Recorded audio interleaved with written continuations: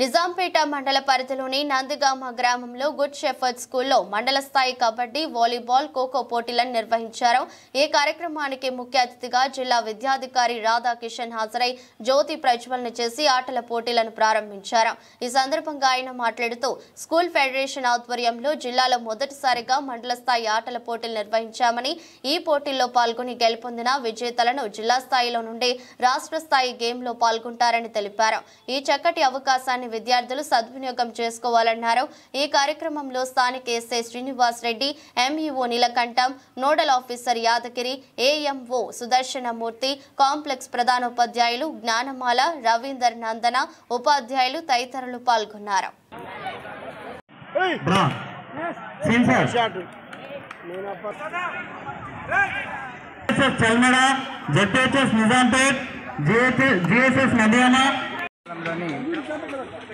Nandigama good shepherd స్కూల్లో ఈ యొక్క స్కూల్ గేమ్స్ ఫెడరేషన్ ఆధ్వర్యంలో జిల్లాలోనే మొదటిసారిగా మరి గేమ్స్ ఇక్కడ మండల్ లెవెల్ గేమ్స్ ఆర్గనైజ్ చేయడం జరిగింది.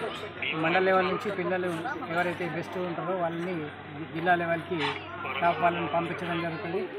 వాళ్ళ మళ్ళీ అక్కడ నుంచి స్టేట్కి లెవెల్కి పంపించే విధంగా కోచింగ్ చేసే వాళ్ళను చేస్తాం.